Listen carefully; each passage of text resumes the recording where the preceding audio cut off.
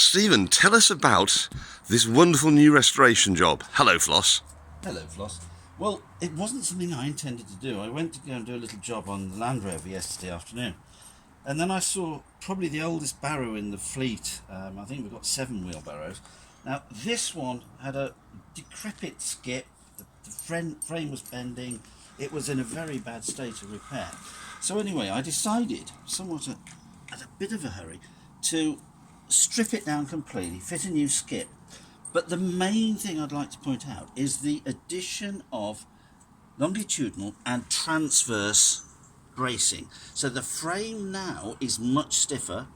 The inclusion of leg braces, which prevents the legs twisting outwards, and the use of hard polymer washers between the new skip and the steel frame. Now, that's something I didn't spot. No, you wouldn't.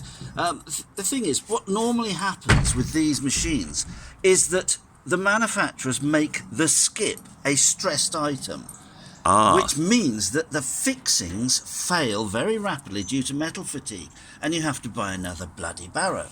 So anyway, by making the skip not part of the frame, it is much stronger and it will be much more durable. That really is superb. I believe you've done some things to the front end as well. The front end, I've merely straightened out the stays, but I have built up the tipping nose. And the tipping nose I've built up with 3mm steel, so it can really take a lot more punishment. Right. And of course, because this is now going to be capable of much higher speeds, you've actually done something to the wheels, I believe? The wheel is a cause of concern. Because it's the oldest barrow, it's at least 25, possibly 30 years old. It has got the old type of axle. Right. Now, we did wonder whether we should upgrade this to using one of the puncture-proof tyres. Right. But we'd have to come up with some sort of axle and bearing setup here. Right. I also know you haven't actually had the tyre balanced yet. Will that be done soon?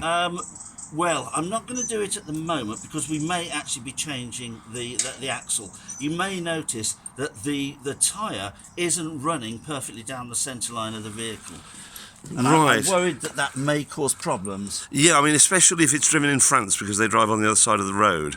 Well, particularly, or if you look up here, it might come down the slope and you could possibly run out of control. Yes. Yeah, so that is a cause of concern. But all in all, I think we're going to get another 25 years out of this barrow.